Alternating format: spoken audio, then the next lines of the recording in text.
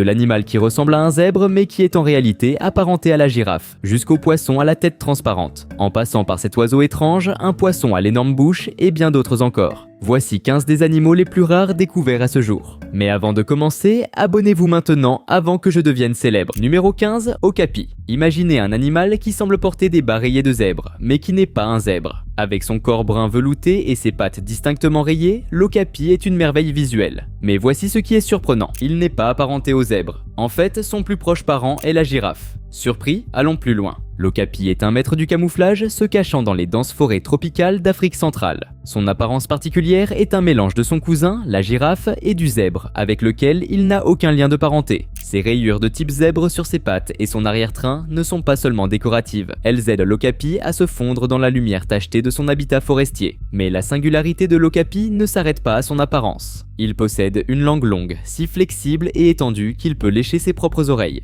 Malgré son aspect frappant, l'okapi est un maître de la dissimulation. Il est si insaisissable qu'il n'a pas été reconnu comme une espèce distincte avant le XXe siècle. Et bien qu'il puisse être commun dans son habitat limité, le monde extérieur en a peu su pendant longtemps. Bien que certains l'appellent zèbre de forêt en raison de ses rayures, rappelez-vous, c'est plutôt une girafe de forêt. Avec ce mélange de caractéristiques semblables à la girafe et au zèbre, il se démarque comme l'un des animaux les plus intrigants de la nature.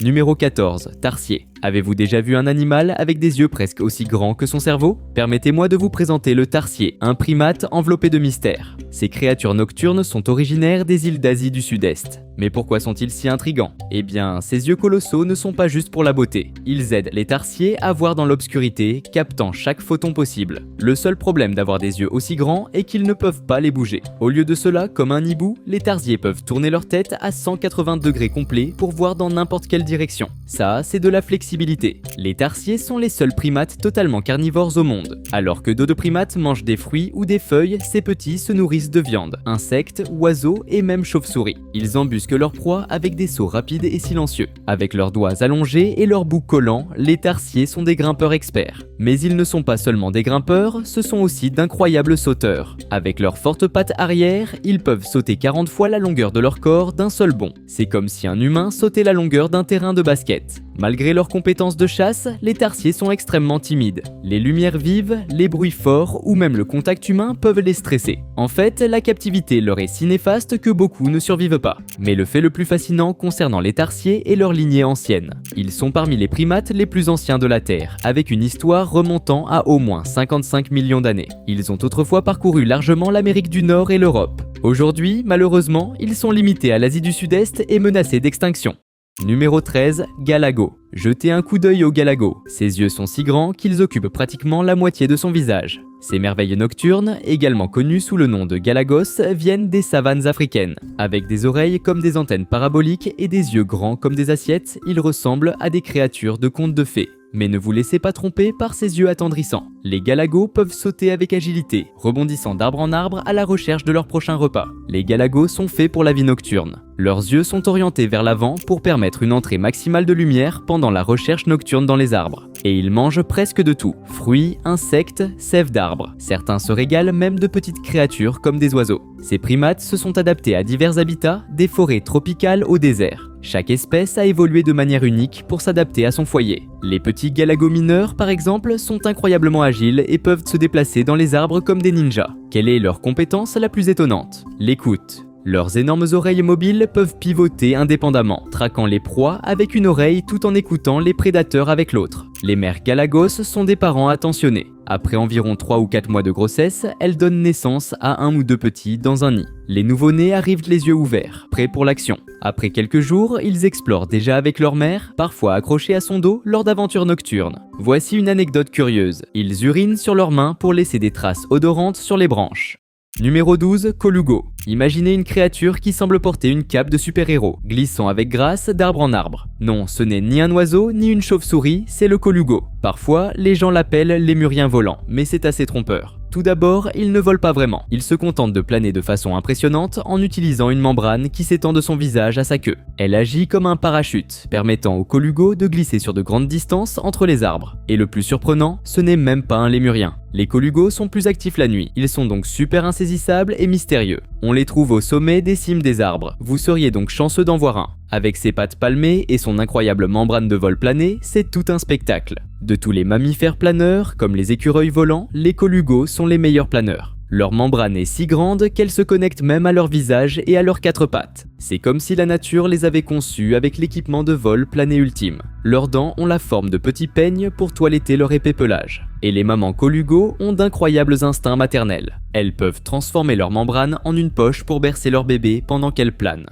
Numéro 11, Aïe Aïe. Imaginez un animal qui ressemble à une étrange fusion entre un raton laveur et un rat, mais qui n'est ni l'un ni l'autre. Niché au plus profond du cœur de la forêt de Madagascar se trouve l'aïe-aïe. Cette créature n'est pas un animal ordinaire, c'est un primate, spécifiquement un lémurien. Et pas n'importe quel lémurien, c'est l'une des espèces les plus fascinantes de la planète. De son apparence à ses techniques de recherche de nourriture, l'aïe-aïe est un amas de bizarreries. Pour commencer, parlons de son aspect. L'apparence de l'aïe-aïe est si unique que les scientifiques se sont souvent demandé comment le catégoriser. Avec une longueur corporelle d'environ 60 cm et une queue épaisse encore plus longue que cela, c'est déjà un animal intrigant. Mais quel est le véritable centre d'attention ? Ses doigts. Longs, minces et équipés d'ongles recourbés, les doigts de l'aïe-aïe sont son principal outil. Le troisième doigt, encore plus mince que les autres, est spécialement conçu pour extraire des insectes de petits trous dans les arbres. Ces créatures vivent dans les arbres, passant la majeure partie de leur vie dans la canopée. Ils sautent d'arbre en arbre à la manière des écureuils et descendent rarement sur le sol de la forêt. Leurs nids, constructions sphériques de feuilles et de branches, sont des chefs-d'œuvre d'architecture. L'aïe-aïe utilise l'écholocation, une compétence plus communément associée aux chauves-souris ou aux dauphins. En frappant les arbres avec son majeur allongé et en écoutant les échos, ils peuvent localiser les larves et les insectes cachés à l'intérieur. Cette méthode est si efficace que les aïe-aïes occupent une niche écologique similaire à celle des pics.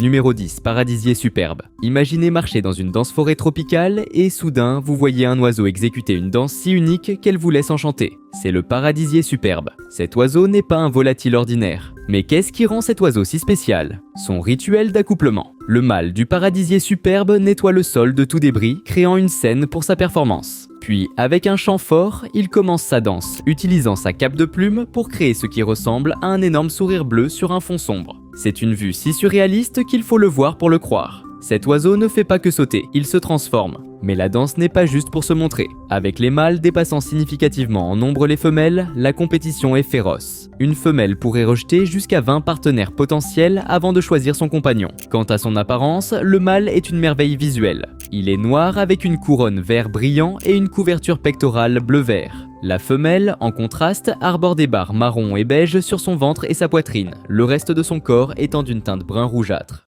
Numéro 9, oiseau ombrelle. Cet animal particulier est facilement reconnaissable par ce qui pend de sa gorge, qui peut atteindre plus de 33 cm de long. Vous n'êtes pas seul si vous imaginez cet oiseau essayant de boire sans que cela le gêne. Cependant, ce n'est pas simplement décoratif. Pour attirer une partenaire, les mâles de cette espèce balancent leur caroncule d'un côté à l'autre pendant la saison des amours. L'effet dramatique est intensifié par la façon dont ils déploient de la crête en forme de parapluie au sommet de leur tête. Curieusement, ces oiseaux montent plus haut dans les montagnes pendant la saison des amours, où ils se rassemblent en groupe pour chercher des partenaires. Ce ne sont pas les migrants typiques de longue distance qui traversent les continents. Ce sont plutôt des migrants altitudinaux qui changent constamment leur gamme d'altitude. Que mangent-ils exactement ? Une variété de fruits, d'amphibiens et d'insectes. Cependant, malgré leur apparence exotique et leur foyer idyllique dans la jungle, ils mènent en réalité des vies assez sombres. Leur nombre diminue principalement parce que leurs habitats sont détruits. Numéro 8, gerboise. L'idée d'une petite créature ressemblant à une souris avec des oreilles si grandes qu'elle semble violer les lois de la biologie semble sortir tout droit d'un conte fantastique. La gerboise est un rongeur inhabituel. Les grandes oreilles de la gerboise sont son trait le plus distinctif. Ces énormes oreilles ne sont pas seulement pour bien paraître. Elles sont essentielles pour que l'animal maintienne une température interne confortable, en particulier dans les déserts chauds où il vit. Mais ce n'est pas la fin de ses particularités. La queue de la gerboise est 2 fois plus longue que le reste de son corps, ce qui l'aide à maintenir sa stabilité sauter lorsqu'elle court et saute. Cette créature a de longues pattes arrière et d'énormes pieds, ce qui lui permet de sauter comme un kangourou. Ses pattes sont une merveille évolutive, permettant à la gerboise d'échapper rapidement au danger. La gerboise sort de son terrier pour chasser et chercher de la nourriture quand le soleil se couche et que la température baisse. De nombreux aspects de la gerboise, y compris ses comportements fascinants et son aspect intrigant, sont encore enveloppés de mystères. Les scientifiques ont du mal à l'étudier, car elle vit dans des environnements très isolés. Numéro 7, taupe à nez étoilé. Imaginez rencontrer un animal dont la tête semble avoir été envahie par un petit poulpe. C'est la taupe à nez étoilé. Cette étrange créature, avec ses 22 extensions semblables à des tentacules qui s'étendent depuis son nez, est plus qu'une simple vue fascinante. La beauté naturelle a son apogée. Vous vous demandez ce qui lui donne ce nez si particulier. Eh bien, ce n'est pas un tour. Cette taupe a très peu de vision, alors elle dépend de son museau étoilé comme d'un organe sensoriel extrêmement sensible. Son nez étoilé est constamment en mouvement pendant qu'elle fouille dans le sol boueux, touchant jusqu'à 12 zones distinctes en une seule seconde. Plus de 100 000 fibres nerveuses transmettent des informations à son cerveau à chaque toucher. La taupe cache une autre surprise pour vous. C'est l'une des 2 seules espèces de vie marine avec un sens de l'odorat. Comment ? Elle le fait en expulsant des bulles d'air, puis en les aspirant rapidement, capturant ainsi des arômes des profondeurs. Et si vous pensez que les mangeurs rapides dans les concours de nourriture sont impressionnants, la taupe à nez étoilée pourrait les dépasser. Elle consomme un insecte ou un ver en environ un quart de seconde, ce qui en fait le mangeur le plus rapide du monde. Vous pouvez la manquer au dîner si vous clignez des yeux. En raison de la faible valeur de la vue dans son environnement souterrain, le sens du toucher de la taupe s'est développé de manière exceptionnelle. Nous commençons à peine à comprendre les façons dont cet animal utilise son nez étoilé pour se déplacer, chasser et interagir avec son environnement. Numéro 16, Axolotl. Imaginez une créature semblable à un Pokémon sous l'eau qui peut guérir ses propres blessures et développer de nouveaux appendices. Cela ne ressemble-t-il pas à une histoire de science-fiction ? L'axolotl est un phénomène naturel qu'il faut voir pour y croire. L'axolotl est un amphibien inhabituel originaire du Mexique. Il est unique parmi les amphibiens en ce qu'il ne se transforme jamais en une forme terrestre et passe toute sa vie dans l'eau. En raison de sa capacité particulière, on l'appelle aussi le poisson marcheur. Il peut ressembler à un poisson, mais ce n'en est pas un. C'est simplement un amphibien qui choisit de rester immergé. L'étonnante capacité de l'axolotl à se régénérer est l'un de ses traits les plus remarquables. Pas seulement quelques centimètres de queue ou quelques doigts. Étonnamment, cette petite créature peut réparer des organes gravement endommagés comme son cœur, ses poumons et son cerveau. Imaginez être capable de régénérer une jambe amputée. Pour l'axolotl, c'est une journée normale dans les temps. Ce qui est encore plus intéressant, c'est leur apparence. Ils semblent sortir tout droit d'une histoire fantastique, avec leur sourire permanent et leurs branchies à plumes et à franges. Grâce à leur peau poreuse et douce, ils peuvent extraire l'oxygène de l'eau même. De quelle couleur sont-ils ? Les variétés sauvages tachetées de noir sont un extrême, tandis que les leucistiques sont assez blanches avec des teintes rosées. Cependant, l'histoire de l'axolotl n'est pas entièrement fantastique. Ces animaux sont arrivés à une situation extrêmement précaire à l'état sauvage. L'urbanisation et la pollution de l'eau menacent leur habitat naturel. Des initiatives de conservation sont en cours, mais le temps est essentiel.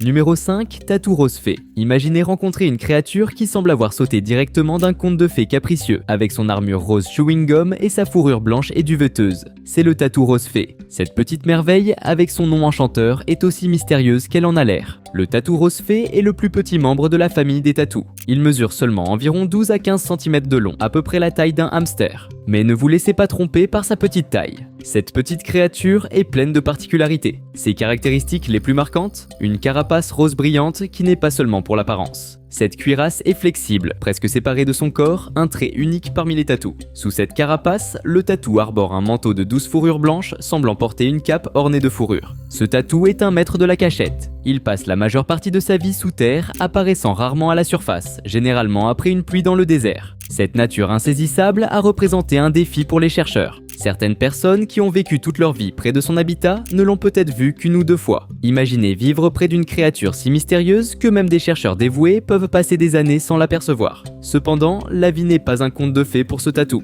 Son statut de conservation ? Une énigme, tout comme la créature elle-même. Autrefois catalogué comme quasi menacé, mais en raison du peu d'informations, il est maintenant étiqueté comme donnée insuffisante. Numéro 4, pangolin. Avez-vous déjà entendu parler d'une créature qui est en partie chevalier, en partie fourmilier et complètement unique ? Voici le pangolin, un mammifère particulier qui est blindé d'écailles dures, le faisant ressembler à porter une armure médiévale. Mais au lieu de jouter dans des tournois, cette créature a une stratégie différente face au danger. Elle s'enroule en formant une boule protectrice, se protégeant avec ses écailles tranchantes. Maintenant, creusons un peu plus. Les pangolins, que l'on trouve en Asie et en Afrique, ne sont pas que des écailles. Ils ont de petites têtes, des museaux allongés et des langues qui peuvent s'étirer plus que leur corps. Ces longues langues ne sont pas juste pour la beauté, elles sont conçues pour aspirer des fourmis et des termites du fond de leur nid. Certains les appellent même fourmiliers écailleux pour cette raison. Leurs queues sont une autre merveille. Comme leur corps, elles sont blindées d'écailles. Certaines espèces de pangolins utilisent ces robustes queues pour se suspendre aux arbres, presque comme un cinquième membre soutenant sans effort tout leur poids. Il y a un total de 8 espèces. 4 résidents en Asie et les 4 autres ont leur foyer en Afrique. Mais, et c'est un grand mais, toutes et chacune de ces espèces sont menacées. Pourquoi ? Les humains. Les pangolins sont chassés pour leur viande. Leurs écailles sont utilisées dans la médecine traditionnelle et certains les transforment même en accessoires. Cela a conduit à un titre tragique pour le pangolin, l'animal le plus trafiqué au monde. Numéro 3, Poulpe Dumbo. Embarquons pour un voyage capricieux vers le bleu profond où réside le poulpe Dumbo, une créature charmante. Imaginez ceci, un poulpe mais avec des oreilles. Pas de vraies oreilles, mais des nageoires. Celles-ci ne sont pas seulement décoratives, elles sont fonctionnelles et aident cette petite merveille à naviguer dans le vaste océan. Maintenant, oubliez l'image typique du poulpe que vous avez à l'esprit. Le poulpe Dumbo est une délicieuse anomalie avec son corps en forme de cloche, son teint pâle et ses bras courts. C'est comme l'ours en peluche de l'océan. Mais son habitat ? Les parties profondes, sombres et froides de l'océan où la lumière du soleil est un luxe. Certains ont été aperçus à des profondeurs impressionnantes de 4000 mètres. Contrairement à ses cousins poulpes, le Dumbo n'expulse pas d'encre. Il n'en a pas besoin. Son apparence unique et l'environnement sombre lui fournissent un camouflage suffisant contre les prédateurs. Et voici une anecdote curieuse, son sang est bleu. Grâce à sa haute teneur en cuivre, il fait circuler efficacement l'oxygène dans l'environnement froid des profondeurs marines. Et il n'a pas un, ni deux, mais 3 cœurs. En 2016, une nouvelle espèce de ce poulpe a été découverte, justement appelée le Dumbo empereur. Bien que la plupart mesurent environ 20 cm, le plus grand jamais trouvé mesurait un étonnant mètre 78. Mais quel est le fait le plus fascinant ? Le poulpe Dumbo est presque toujours enceinte. Avec une espérance de vie de 3 à 5 ans, ils s'accouplent tôt. Les femelles stockent le sperme et décident quand fertiliser leurs œufs, assurant une plus grande probabilité de succès reproductif.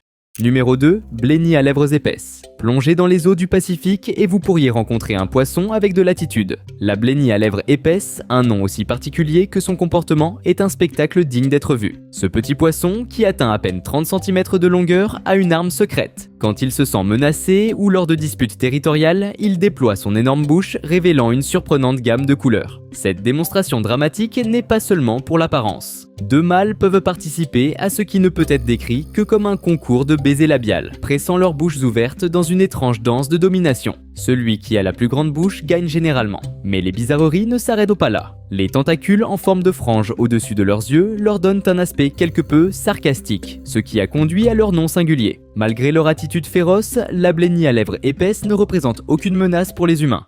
Numéro 1, poisson barreleille. Imaginez un poisson qui semble tout droit sorti d'un film de science-fiction, avec une tête transparente et des yeux tubulaires. C'est le poisson barreleille, un mystérieux habitant des profondeurs marines qui est aussi fascinant qu'étrange. Maintenant, vous vous demandez, pourquoi la tête transparente ? Cette caractéristique unique permet au poisson barreleille de regarder vers le haut à travers son crâne, scrutant les proies qui se trouvent au-dessus, et ses yeux tubulaires particuliers. Ils ne sont pas fixés en place. Ils peuvent pivoter, permettant au poisson de regarder dans plusieurs directions, vers l'avant, sur les côtés et vers le haut. Cela donne au poisson barreleille un avantage significatif dans les sombres profondeurs de l'océan, où chaque éclat de lumière pourrait indiquer une nourriture potentielle ou un prédateur à l'affût. Le poisson barreleille ne compte pas uniquement sur ses yeux pour survivre. Il a de grandes nageoires plates qui lui permettent de rester presque immobile dans l'eau, économisant de l'énergie. Quand il détecte un repas, comme une méduse ou un petit crustacé, il peut se déplacer rapidement pour l'attraper. Sa petite bouche garantit qu'il ne s'attaque qu'à des proies qu'il peut gérer, et sa structure oculaire singulière l'aide à détecter les lueurs les plus faibles dans la mer profonde.